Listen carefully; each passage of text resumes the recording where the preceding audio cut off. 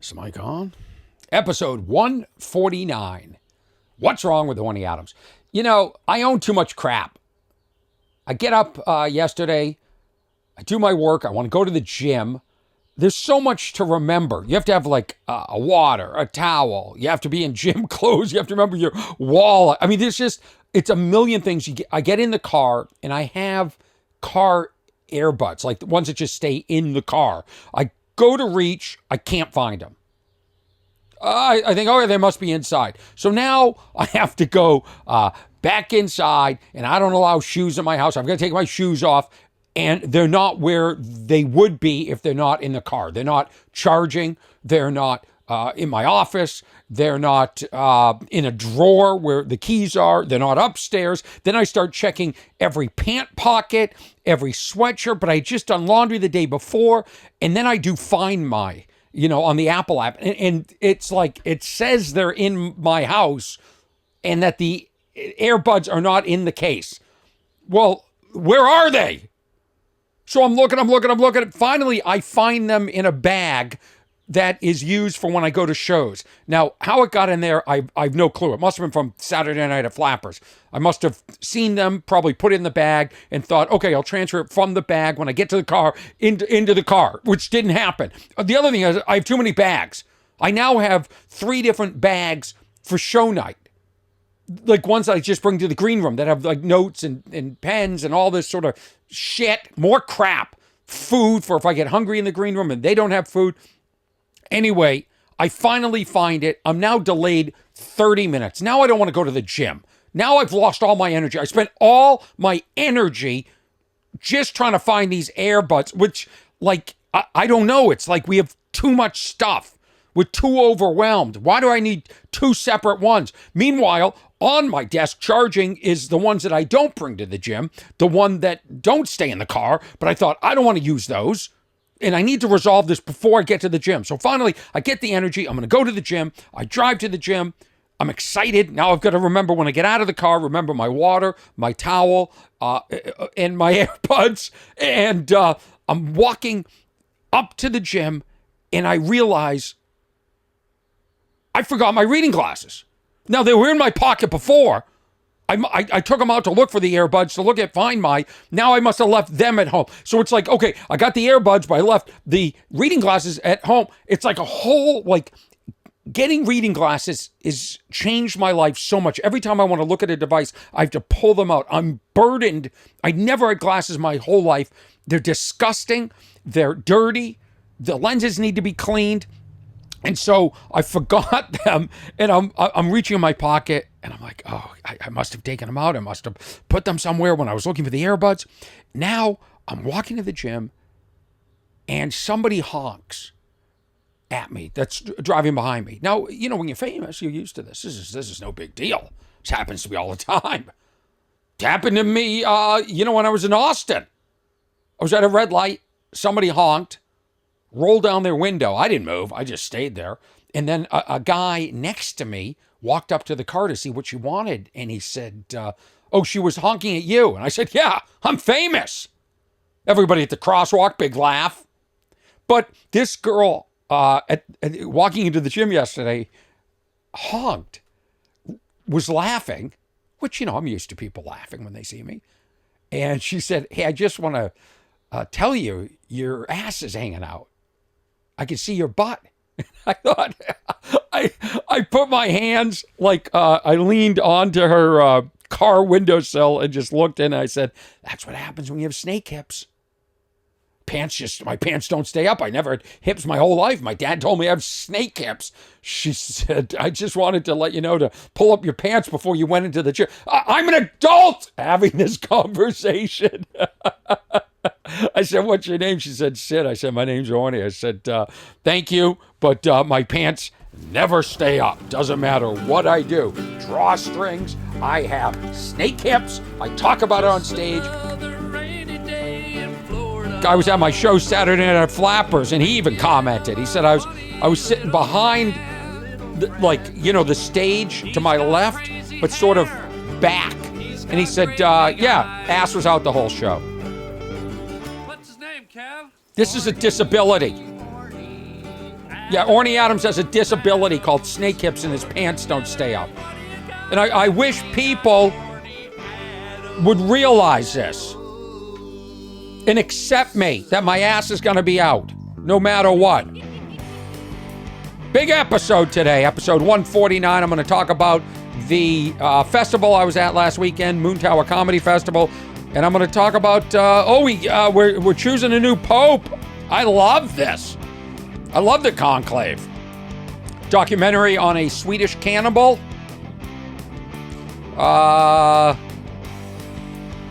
Lots going on. Update on my Hooters joke. And thank you, Sid at the gym, for warning me about my ass. Ready for this? Here's Moon Tower Comedy Festival. Ian Bagg doing my podcast.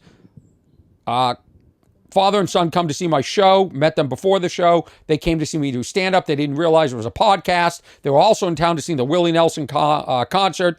And I think this speaks for itself. This was a lot of fun. This is genuine laughter. So rare in life nowadays. People actually laughing. And it's not playing. Well, that makes sense, doesn't it? What? Okay.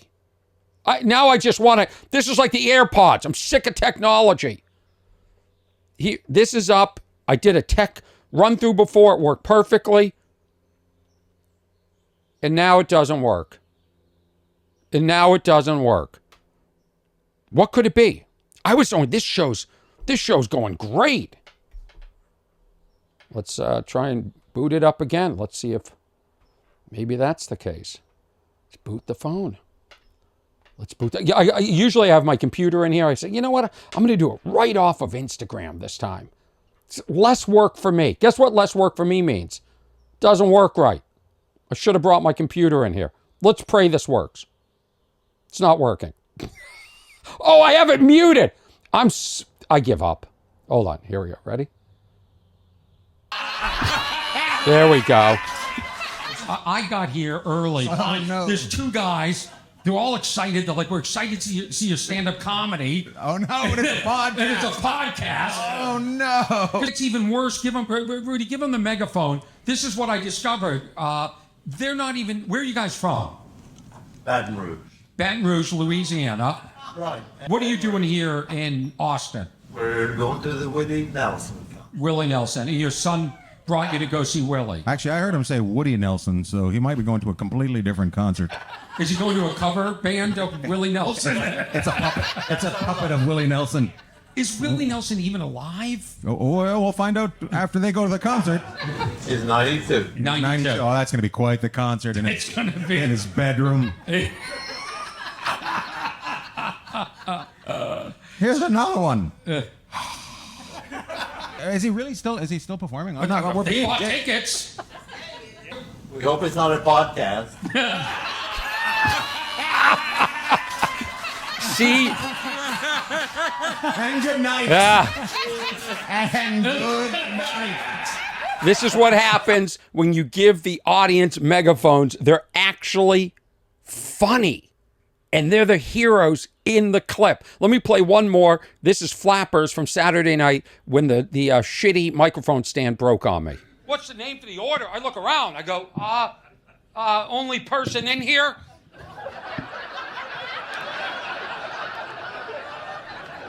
How many more tickets do I have to sell that you give me a microphone stand that works? This is just broke in half. It just, the plastic just broke. This is why we've got to stop with the tariffs. We can't make this stuff in America.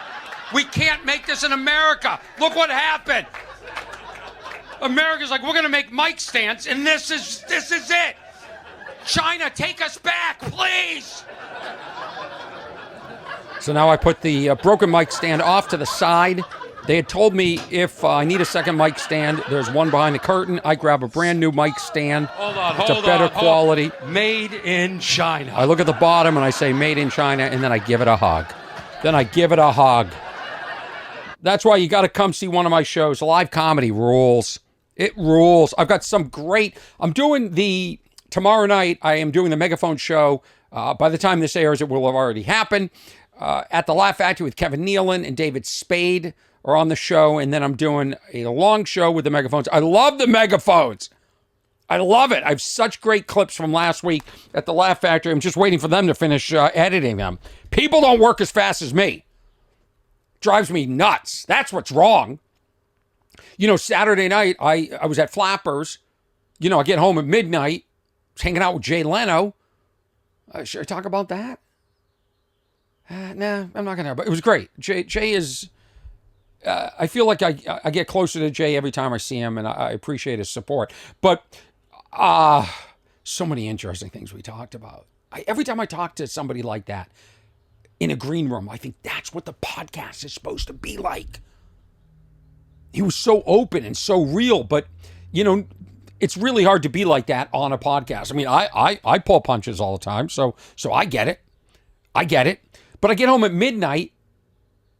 I beg the club, Flappers, to get me the video, and they did. They got me the video that night. So thank you, kudos to Flappers. And then by 10 a.m., I have up and edited the clip of me and the mic stand breaking. That's how fast I work. Nobody else works as fast as me. It drives me nuts. So, got a new pope coming. Pope died. Pope died. And I love the ceremony of choosing a new pope. I don't know why. I think it's because it means so much to so many people. And they hang out in the square. What is it? St. Mark's Square. Waiting for the announcement. Waiting for the smoke to come out of the chimney. They vote. So what happens is all the cardinals get together and they vote. Typically, they pick a cardinal to be pope, but it doesn't have to be. I could be chosen as pope. And I'll be honest with you. Let me point out a couple of things why I should be named pope. First of all, I've had 2 miracles where people with dementia remember me, but don't remember like their own kids and stuff like that. That's a miracle. It's happened twice. Already I'm ready for saint. But before I become a saint, I'd like to become a pope. I'd like to be the first Jewish pope. And here's the other thing. I got another letter from somebody that saw me in Florida, and their family has gone through so much. It is so tragic. This guy sent me an email. I got it at the gym. It was one of those days where I was feeling bad for myself. I thought, you know, everyone says I cheer them up. Who's here to cheer me up? And then I got this letter laying out tragedy after tragedy after tragedy in his family. And he said that he brought his son to my show and that they laughed and connected in a way that they never had, and that it was so therapeutic and cathartic. And he said, I just have to point this out to you to let you know. So thank you for reminding me. That was truly a gift. I'd like to put that on the list of why I should be poped and sainted. So I love the ceremony where they vote. All the cardinals show up. Saw reports that we've seen cardinals go into the airport to go to Rome, and they vote. And every time they vote, and there's a great, on Amazon Prime, there's a movie called Conclave, which is very timely, where they walk you through the process. So they vote, and then if they don't have a majority, it's like 2/3 or whatever, they let the people know that a pope has not been chosen by lighting smoke through the chimney that's black smoke. It's how I would describe my career. Black smoke. And then when they finally choose a pope, and historically it's taken up to 3 years to pick some of these popes. I don't know what they do. I don't know if there's a pope in waiting or you know, what the protocol is in those 3 years. When they finally choose one, they blow white smoke through the chimney. And the head cardinal or the dean or whatever they call him walks out on the balcony and says, "Da Papa," which is Italian for "we have a pope." We have a pope. And the people cheer. It means so much to these people that I love it. And I feel like I am your pope. Remember when John Lennon said he was bigger than Jesus and it ruined his career? Anyway, I think on this, in my career, every time I say something stupid, just black smoke should come out. That's what I'm thinking. California, at it again. We remember a while back they said no more dumb slogans on those electronic billboards on the highway that say, oh, there's a traffic jam or expect delays or whatever. And there would be jokes like buckle up or go through a windshield or whatever the joke was. So they've stopped with that. But now there's a campaign, which I'm behind. Emergency lights, pull to the right. This is a major problem in a city of narcissists called Los Angeles, where people don't pull over.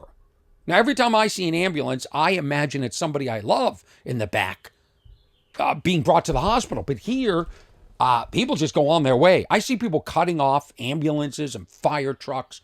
It's the most selfish, deplorable. It disgusts me. I saw one the other day. Light turns green. You can clearly hear the sirens coming from a street that's perpendicular. It's going to go through the intersection. I'm at the light. I wait. Next to me is a cop. Okay. Coming the other way, coming towards us. Now they have a green light, but they're supposed to stop because of the sirens. They're supposed to emergency lights pull to the right. Wish they had thought of something that rhymes with sirens. Emergency sirens. Off to the side or you'd be crying. No, that's not good. Emergency sirens pull to the right and stop your flying. Not bad. Something fly sirens and flying, something there. Could be examined, could be focus grouped.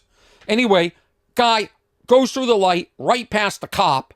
Cop puts his hands out the window like, come on! That cop should have done a U-turn, pulled that guy over. It should be the largest fine. It should be imprisonment. It should be deportation. I just can't stand selfish people. I mean, you see everybody else has stopped. Nobody else is going through the intersection. This guy thought he could beat it. And it drives me nuts. I don't think having a slogan, emergency lights, pull to the right, is going to do anything, but I'd like to throw my hat in the ring as somebody who is absolutely disgusted by this. Now, hey, Orny, how did your day start? Well, I'm going to tell you. I woke up and the computer's not downloading files. Things aren't backing up. It's just crises after crises after crises. I have so many clips I want to put up. I still haven't edited clips from Chicago in January. I just can't do it alone anymore. So I'm putting up as much as I can. But things aren't backing up. And I'm like, what's going on? And I want to deal with it, but I hear the gardener come in onto my property. And I got a problem with moles and voles. This has been going on for years now.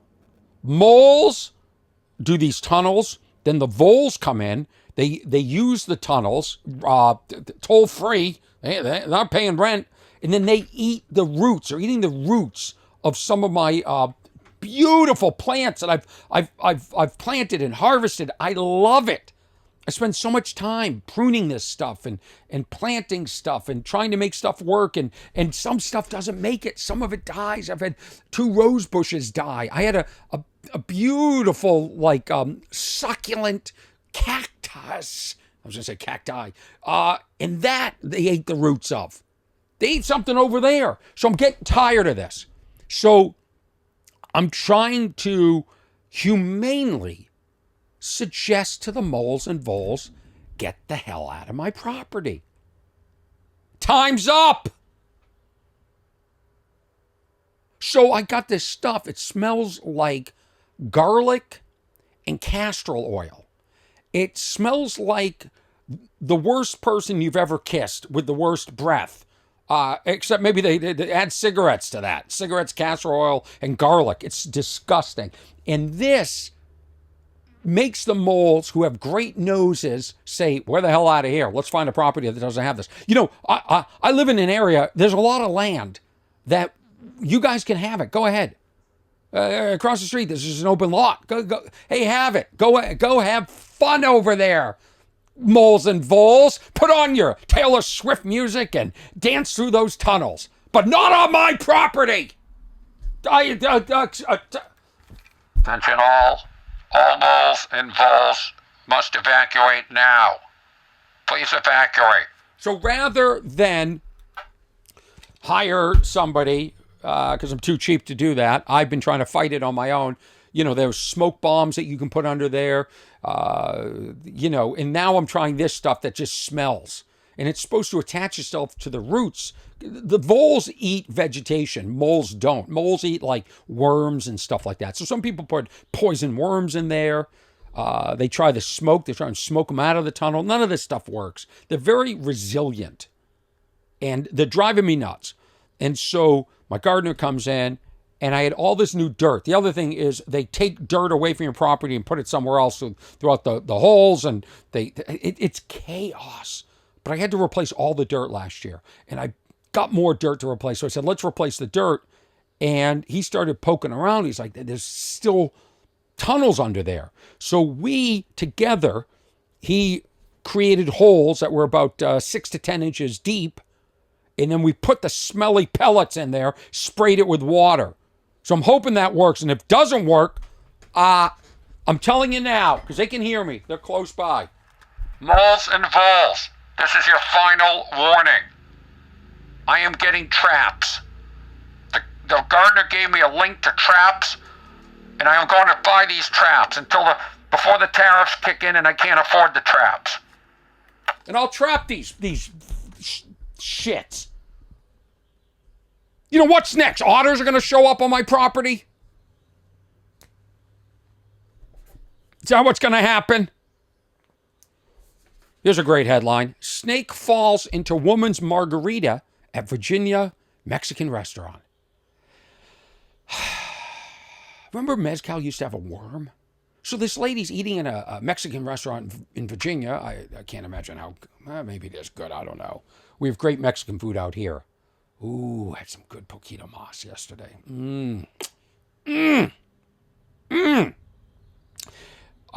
And so, oh, by the way, pull to the right. The emergency lights pull to the right.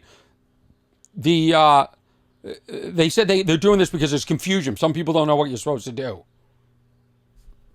Some people, I guess, just stand in the middle of the street. I guess you're all supposed to move to the right. Anyway, ladies in Virginia, listen to this. She's eating, and all of a sudden, she felt something on her, hit her forehead, and then she looks in her drink, and there's a baby snake. And then they describe in great detail how they tried to get the snake out of the cup. Now, I think what you do is you cover the cup and you take the snake outside, which I'm sure the snake is shit-faced at this point, enjoying a nice margarita. But they don't get into the detail. Like, I want to know the details. Did the woman get a free meal after that? Does she get free meals for life after that? Like, what damage control? How did the restaurant handle it? Like, I don't care that a snake... And all they had was one lousy picture of the snake in the cup. Listen, if it's not on video, I don't believe it. I don't believe it. You know, when I was in Austin, this is how dumb I am. This is what's wrong with Orny Adams. I always forget to videotape when something interesting happens. I saw a guy get into a road rage fight with a Waymo, a driverless Waymo. Guys honk. I hear honking. I turn around. Now, this is when the young people pull out the cameras and they go, all right, something's happening. I got to be prepared to film. I see a guy, you know, and like almost going up to the Waymo, like close to it, then sort of cuts it off. Waymo stops. Guy rolls down the window. I saw a guy give a driverless car the finger. The guy gave the finger to a steering wheel. I thought, wow, stupid finds me. Stupid, just like the mug says. Stupid oh, I forgot the name of the guy. Damn it. I left it in the house. I was at the ice house, and as a gift, this guy gave me, he said, here's your new favorite mug. And it certainly is. He says right there, stupid finds me. And then he did something that even I didn't think of. Put the P backwards in stupid on the other side. So it's Orny Adams, stupid finds me, which I sell his shirts, and this guy just ripped the design off somehow and made it into a mug. But I love the gifts. I love the gifts. Keep them coming. Keep them coming. Saw a documentary on the Triple Crown and horse racing, which is an entire world I am unfamiliar with and don't really care. I think it's a bunch of rich people. I root for the person whose horse is owned by the poorest person. It's hard for me to get excited and celebrate with rich people. Sorry. Rich people that have so much money they can afford to buy a horse for $5 million and over the course of the horse's life make nothing. I don't understand the economics of horse racing. First of all, there's something called the Triple Crown. So they start off, they're racing, they do, the first one's the Kentucky Derby, which is the biggest. Then it goes Preakness, and then it's Belmont Stakes. So this is from AI. The grueling schedule requires a 3-year-old horse. That's right, these horses are 3 years old, and they can only run when they're 3. So they only have 1 year to get this done. This is why it's so incredible for one horse to win the Triple Crown. They only have one chance. After that, I don't know what they do with the horses. To win the Kentucky Derby, so they run the Kentucky Derby. 2 weeks later, they run the Preakness, and then 3 weeks later, the Belmont Stakes. In all of racing history, only 13 horses have achieved the Triple Crown. I don't know how they make money. I assume they have so much money that, you know, like one guy started one of the drink companies, maybe it was Monster Drinks or something. They have so much money they can just lose. Because even if the horse is $5 million, to get the horse all over the place, to have trainers, to pay the jockey, the food, the stables, there's no way that they're making money. I don't get it. That's what the documentary should have covered. It should have informed me. There's a lot of interesting things. First of all, Kentucky Derby runs 20 horses. Then the next one runs like 12. And then after that, it's like 10 or 8. Like, it's a weird number. But I don't know why they don't run 20 horses at each one of those races. And it's certainly some colorful characters that own these horses. And I don't know if it's envy. I don't know if it's a deficiency in my personality. But I just can't get excited about rich people winning some more. Sorry. I want to see people who struggle, have little, and then win. That's the formula that I like. I like people that pull themselves up by the bootstraps, whatever that expression is, and win. I don't like people that have a lot and then use that a lot to get more, and then we're supposed to celebrate. A bunch of rich assholes in hats. That's how I describe the Kentucky Derby. Bunch of people trying to get Instagram pictures to put up on their dating sites or something. Now, it is I do like the jockeys, although I noticed in this documentary, the jockeys, which used to be like, I thought they were like really like dirt poor people that were taken advantage of. It felt to me like, human trafficking. They starved these jockeys so they're really light. Now the jockeys are showing up like they're MMA fighters and NBA basketball players in nice suits, sipping champagne in between fights. But I used to root for them. And in this documentary, they got that guy Frank Dettori, who is a British jockey that has, he's like one of the greatest. And I only remember that name because Frank Dettori is the name of the kid in high school that wasn't very nice to me. And I'd like to find him today and talk to him about the party he had in high school that he invited everybody to, except me. I'd like to get on the phone and go, hey, Frank. Yeah? It's Orny Adams. Yeah, I don't know if you remember, but we were neighbors in high school. You had a big party. You invited everybody to the party but me. You said there was no room. You maxed out. There were 958 people in our class, and I guess you had room at the party for 957. And I was your next door neighbor. And I was so pathetic, I offered to direct traffic, and then if somebody didn't show up, I would, you let me into the party. Frank Dettori. That's what I'd say to him. I've had a cough since COVID. At some point, I'm going to have it checked. But I love when you see, like, the auto racing, the Grand Prix documentary. Like, I love these worlds, like horse racing, where you see what it's all about and you learn about it. But I found myself Googling, like, how many horses run in each race? in the Belmont, in the Preakness, in the Kentucky Derby, and I wasn't getting the answer fast enough, and I sort of moved on. But the race itself, like the 2-minute race, it's amazing how much drama there is in 2 minutes. But I feel bad for the horses. I mean, you look in these horses' eyes. I mean, they have souls. I'd like to get to know a horse one day. You know what I mean? I'd like to really, I don't know. You know what I'm saying, right? Right? Oh, I'm going to, next month, let's talk about some dates that are coming up. I will be at the Den, by the way, ornyadams.com/tour. I will be at the Den Comedy Theater in Chicago, downtown Chicago, next month in May. Do I know the exact date? No. Thinking May 24th. Okay? But you should come. Everybody says, oh, when are you going to play downtown Chicago? I'm playing downtown Chicago. I'm playing the Den. May 24th. And then the following Saturday, I'll be in Alto, New Mexico at the Spencer Theater. I'm thinking that's May 31st. I'm guessing at this point. Does it really matter? Can you do a little work on your own? Can you just go, he's going to be in Chicago, he's going to be in New Mexico. Let's find out. Let's road trip. Let's see Orny Adams in New Mexico at 7,500 feet altitude. Let's see if he's got it. I don't think I do. I don't know what everyone's like, oh, one of my neighbors was like, I got a hippie neighbor. I got to take the cordyceps mushroom for altitude sickness, and it gives you erections. They always say that. They always say like, oh, you got to take ginkgo biloba for brain memory, and, oh, by the way, gives you harder erections. They love to throw that in.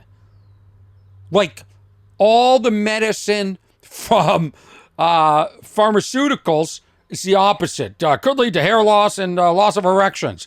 The herbal people, the traditional Chinese medicine people, they're like, hey, this increases blood circulation, erections, hair, libido. You want to do it more often. Like theirs is the opposite. Theirs increases everything that the pharmaceuticals take away. It's probably marketing bullshit. But has anybody had any experience with the cordyceps mushrooms? I brought this up to a lot of people. They're familiar with the name cordyceps, but they don't really, they don't have any strong opinion. Is it voodoo? Is it psychosomatic? Is it traditional Chinese medicine? Should I be doing cordyceps now? Do I do cordyceps when I get to New Mexico? So I have chosen, rather than fly to Chicago at the Den Theater, ornyadams.com/tour, and do my show and fly home, I'm going to fly to New Mexico. I'll be in Albuquerque. I'll be in Santa Fe. I'll be in Los Alamos. I'll be in Taos, New Mexico. And I rented some of the coolest accommodations. One place I'm going to be for 4 nights. I tried to book it. Booking.com. Hey, Booking.com, get your crap together.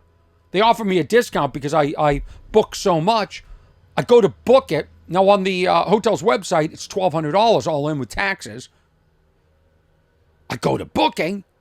It's $9.99. That feels like a 20% discount to me. Go to book it. We're having trouble accepting your payment. Try it again. Doesn't work. Try a different credit card. Doesn't work. I go on the mobile app. Go to Booking.com mobile app. And now there's an extra discount for booking on the mobile app. Now it's down to $9.49 all in. Same thing. Can't accept your credit card. Having trouble processing your credit card this time. I go to the help center. There's no help center at Booking.com. There's no chat, instant chat. I call the number for Booking.com, and I keep getting hi, Booking.com, putting your reservation number. And I'm like, there is no reservation number. I can't make the reservation. I'm trying to give you my money. Putting your reservation number, 0. Putting your reservation number, 0. I can't get a person over and over again. Will not get a person, Booking.com. Now I'm afraid to use Booking.com because, well, If I can't get a person on the phone or there's no chat, if there's a problem, what am I supposed to do? So I call the website of the hotel, and I don't get a person. I get a machine. And they say, well, we don't keep traditional hours. This is Santa Fe. Nothing's traditional. It's run by a bunch of hippies and artists, which is the appeal. The appeal. And I send an email. I call every hour, like I'm stalking them. Oh, here's the other thing. Only one room left. One. There's only one room left. So I want to get it because this is Memorial Day weekend and somebody could just grab that room easily. Finally, I get somebody on the phone and I said, hey, listen, here's the deal. I'm trying to do booking.com. And he said, well, we'll give you a 10% discount. Well, I'm thinking, well, booking.com gave me a 20% discount. That was $9.49. So I said, well, tell me what you can get it for and for 4 nights. And if it's cheaper than booking.com, I'd be happy to. If you can meet it. Guy never asked me what the booking.com. I go, I'm negotiating better than him. Never said, hey, how much was booking.com? What did they quote you? So he comes back and he says, 4 nights, this room, the only room left. And by the way, there's only like 15 rooms on this property. He said, $829. I said, yeah, how much with taxes and all the rooms, all that stuff? He said, $829. I said, $829? Because booking was like $809, but then $949 with all the taxes. I said, $849. I'm looking at the screen, $849 with all the taxes. I said, take my credit card. Let's do it. Then the credit card didn't go through with them. And he said, let me call you back. And then finally, I got the booking. But here's the thing. Booking.com, you lost my business. And I saved like $170 or $125 booking directly with the hippies. And I think the guy gave me a special rate. Really hit it off with the guy. I'm good with people. I am good with people. Oh, couple of things just in general. Reading more articles about how this generation, the younger generation, is lonelier and has anxiety over their future. And the reason they have more anxiety over their future than people like me is, well, I'm closer to getting the hell off this planet. I don't have to worry so much about the future. But the future is screwed. First of all, the adults that left you the future, myself included, we don't even act like adults. Look at the way we dress. Look at my hair. Like, we don't accept being old. Like, we just want to be kids forever. And then the young people, what's going on now with the world and all the tension, it's horrible. It has sucked for 10 years. It has sucked. And they're growing up in a time where you can't even buy a house. Listen to this. On average, an average of 55% of California residents lived in a home they owned in 2022 through 2024. Only New York, 53% had less. These kids can't buy homes. They can't move forward. They're detached from reality. They're on their phones all the time. They did a survey. They're all of anxiety. Well, probably because they had to get off their phone to take the survey. Nobody's connected with anybody, but I've been talking about this. I don't know 100% how I feel yet, but I know there's something going on. And the loneliness, I feel the loneliness. It's like I do shows and then I feel lonely. All these people come to my shows, they'll write me letters, but people used to hang out after shows. People used to be social. Go out for drinks. Less people are drinking. It's bowling alone times 10. It's just bizarre times. I'd hate to be a kid. I'd hate to be a youth nowadays. Of course you feel anxiety. We're so divided. We're more divided than we've ever been in my lifetime. Everybody's on a side and they're dug in. And they're told what to believe. And there's inflexibility. I get...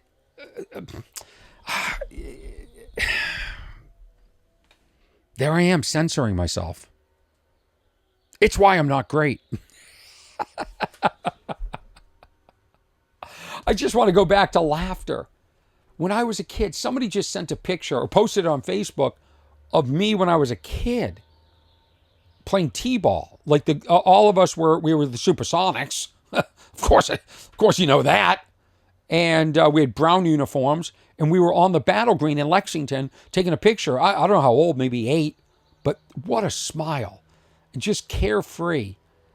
And then as you get older, shit like Frank Dettori doesn't invite you to his party, and then you lose all your money in the stock market, and you hope it comes back in your lifetime because people go, it's going to come back, it always comes back. Yeah, well, I didn't want to lose it and then have it come back. I was excited. I made that money in the first place, and I celebrated that. So all that celebration when I was making money was for nothing. I'm a sucker. I'm a sucker. And these kids don't sleep. Nobody's sleeping. Their anxiety, and they're not sleeping, and they fear their futures, and they're lonely. And we're all living with forever plastics inside of us. That's another study. They found, they did a study. Where's this? I think it was New Mexico. They did a study. It came back that we have the equivalent of a plastic spoon inside of our heads. Of plastics. And that scared the shit out of me. Because I thought the plastic's inside of our blood and maybe some organs. I never thought of my brain. Never thought there's a spoon in my brain. That's scary. And they want to compare brains pre-1970s to see how much plastic, because the proliferation of plastic happened really in the 90s. And the thing is that this isn't new plastic getting into our blood. They think it's old plastic that's deteriorating, stuff that's been in the ocean and washed around, and somehow it gets into the air, gets into our water, gets into our food. You got to think in terms of not just plastic bottles, but microwave oven dishes, microwave dishes. That can't be healthy, that plastic. You think any of this is regulated? None of this shit. You think the FDA, you think there's anybody regulating? No. There's nobody regulating driverless cars. Self-driving cars, they just appeared one day. Just like those scooters. There's not a board that regulates this, that tests this. And if they did, they're probably being paid off anyway. Hey, we're getting these, I assume the dishes, the cheap microwave plastic dishes that your, let's say your chicken piccata comes in. They're probably getting it from overseas. That shit's not tested. And then they're paying somebody off to make sure it passes whatever test there is. We're screwed. Some days I wake up, I go, that's what's wrong with me. I've got a spoon in my head. I've got a plastic spoon. We're worried about plastic straws. That's just the beginning. Sorry to wake you up, folks. We got bigger problems. Ocean is filled with plastic. Plastics are everywhere. Even if we stopped manufacturing plastic today, it's over. Over. There's too much of it out there. You think Tupperware is safe? I don't know. I converted to all glass Tupperware.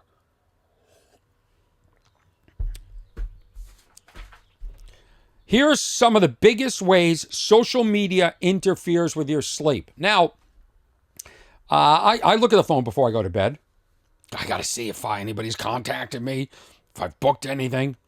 But here are some bullet points. Pre-sleep arousal, doom scrolling. That's where you find things to be upset about, like the sky is falling. And emotionally charged content on social media keeps your brain in a state of heightened alertness, making it harder to relax and fall asleep, whether it's political debates, distressing news, or even exciting personal updates. Oh, I like those. That can keep me up. Emotionally stimulated content can trigger, my favorite word, trigger, increased cognitive psychological arousal that delays sleep onset. That's the other thing. Kids are having sex less. Let's put that on the list. So they have anxiety about the future. They feel detached and more lonely, not drinking, not having sex. What is there for kids? I can safely say I had all of that stuff when I was in college, and I loved it. but there's no arousal. There's no arousal. Are the kids getting erections in their sleep? The young adults? I don't know. Social comparison. Viewing idealized social media posts before bed can lead to upward social comparison. Well, that's me with everybody that has a special on a streaming platform. Increasing stress. That's me watching the horse racing and those rich, douchey owners. Increasing stress and making it harder to sleep. People tend to compare themselves to highly curated versions of other lives. That's true. Vacations, fitness programs, career milestones, which can lead to feelings of inadequacy and anxiety that disrupt sleep. Absolutely. Absolutely. You can't compare yourself to these people. You ever meet these people? Like, I see people's Instagrams and they're, they're fishing, they're skydiving, they're at a petting zoo, they're on a yacht, they're on somebody else's private jet. And then you meet them in person and they're a loser. Living the same boring, mundane life as you. Now, as an adult, I realize it. These kids that aren't having proper arousals, they're having arousals of the wrong kind, don't realize that. This pattern reflects bedtime procrastination. I do that. Where people delay sleep despite knowing it would be better for their health and well-being. Yeah, sometimes I do that. I just flip through one of the... I don't know. I never feel good about myself once I flip around on social media. Makes me realize how much shittier my social media is compared to the ones that everyone's watching. Here's my favorite. FOMO. Fear of missing out. The urge to stay connected also keeps many people scrolling past their intended bedtime, making sleep feel secondary to staying updated. Research shows that higher FOMO levels are linked to more frequent nighttime social media and poorer sleep quality. I don't know if I feel FOMO ever. I feel career FOMO. That's for sure. The anticipation of new messages, ding, that's me, posts or updates, that I don't care about, can create a sense of social pressure to stay online and reinforce the habit of delaying sleep. Taken together, these factors make social media more than just a passive distraction. It becomes an active barrier to restful sleep. In other words, the late night scrolling isn't harmless. It's quietly rewiring your brain and well-being. Wow. So, it all comes down to this. Our phones. They're killing us in ways that hasn't even been studied or realized. And I'm telling you, it's bad. It's bad.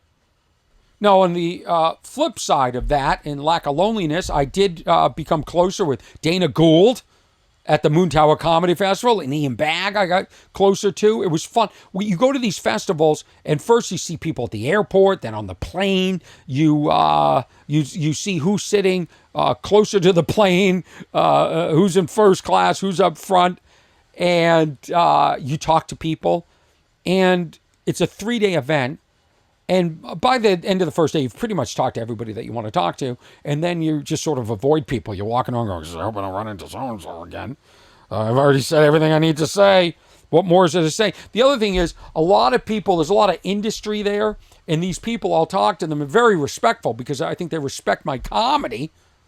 But they're not going to help me because they only help people that they feel they can make money from. I get the economics of it. And I'm talking to them. I'm just trying to talk to them as a human being.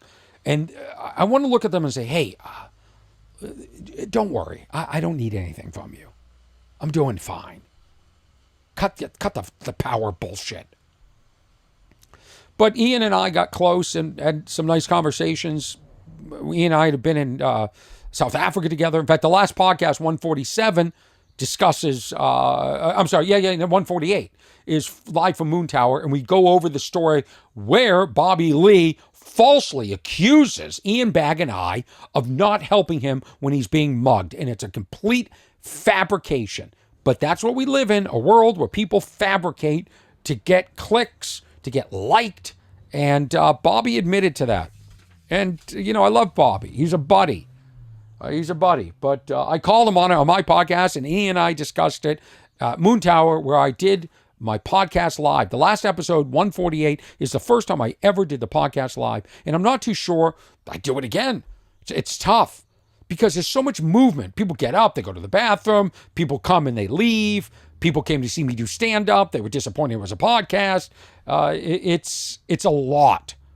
And it's not the controlled environment. And I'm not too sure. You guys can let me know. You guys are the listeners. Just contact me at what'swrong@ornyadams.com and let me know. Do you like it? Maybe you like it. I didn't feel like it worked. I would do the podcast live, but maybe not release it. I don't know. Maybe it's another skill set I need to work on. But Dana and I just kept running into each other over. We're in the same hotel. I'd see him at coffee shops that were a mile away. And I'm like, oh my God, it's Dana again. And we talked, and he's got some great stories. And I'm like, you got to come on my podcast. We're also neighbors. So I'm like, I'm going to ride my e-bike over and hang out with you, Dana. I said, but you got to come on my podcast and tell these stories. He tells a King Kong story, this stock joke. It is so funny. I laughed, and I said, please tell me that again.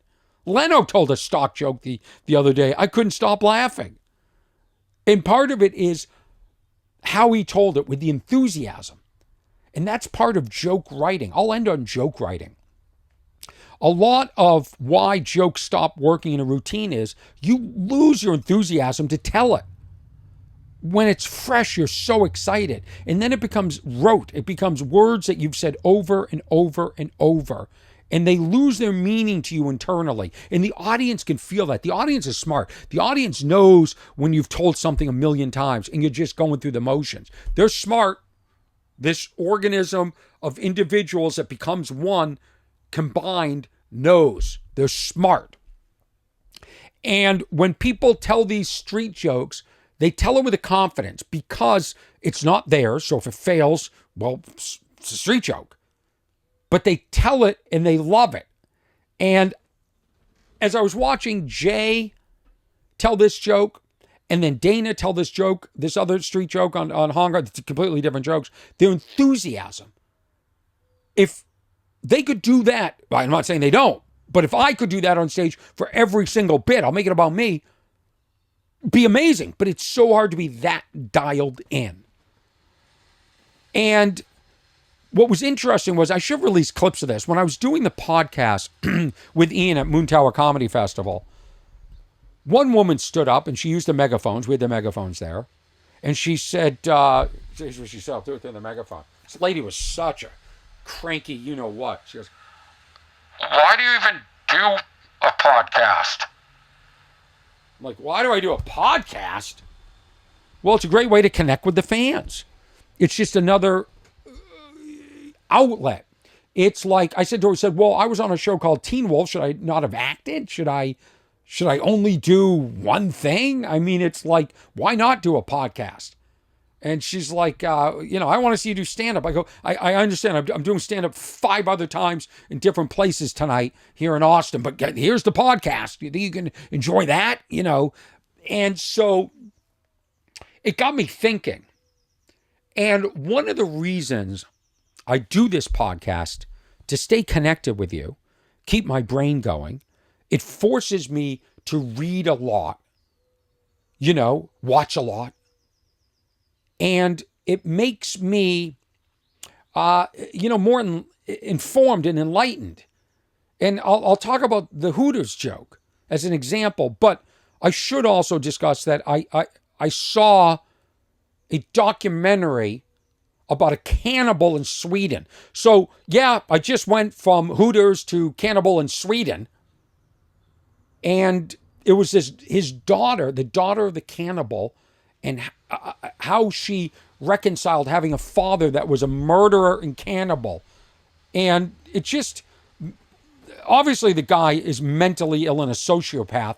And he admitted to it. He called 911 and he said, hey, I just murdered this woman and I just cooked her thigh.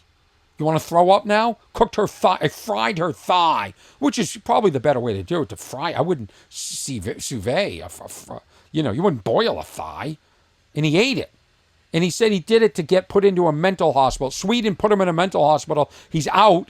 Guy never served a minute in jail. You think California's light on crime? That guy should be locked up forever. And his daughter just like still loves him, even though the guy admitted it, his lover, ate her, may have had sex with her, even though he claims he didn't, but you don't know what to believe and not believe. He says, oh, the woman told me she wanted me to kill her. So I sort of assisted her in the suicide. He made up this bullshit story. But what I noticed was he was completely dead in the eyes. And I've seen this in people. I've sat across from somebody that's just dead. There's nothing there. Flat. It's like it's 1D, not 2D, certainly not 3D, no glimmer, no sparkle, just dead. Scary. Tattoos all over his face. And his daughter still loved him. And they hadn't spoken for years because the father, at one point did a ceremony when she was young and had her give her soul to the devil, not sell, give. Gave her a voodoo doll so she could curse people she didn't like. You know, crazy shit this girl had to grow up in. Somehow she got married and has 2 kids. Thank God it's kept the kids away from the father. Thank God. They don't need to meet granddad. Not those kids. But this guy's out and about in Sweden. Lives in an apartment building. I'd love to know what his neighbors think. Love to know what the neighbors think. If I lived next door to a cannibal, I'd move. Oh, guess who just moved in next door? Who? The cannibal. Remember the cannibal guy? Ate his girlfriend? Well, we better bake some cookies and bring some cookies to the cannibal guy. There should be an app. I'd like to know if there's a cannibal within 5 square miles of where I live. This guy, nothing. Almost like he's not human. Nothing there. Just makes me realize the range of humanity. We got that guy, and then we got people trying to do good in this world. Humans are just flawed.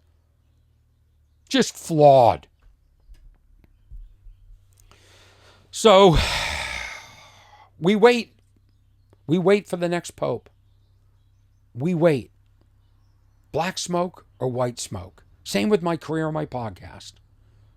At some point, I'm going to let white smoke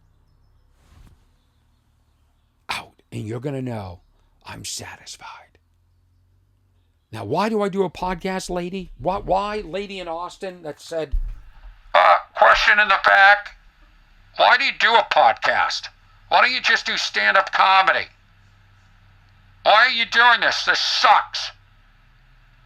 I can't stand you. Oh, and by the way, you're cute. I said, I'm cute. You think I'm cute? Yeah, you're cute. Oh, I didn't know.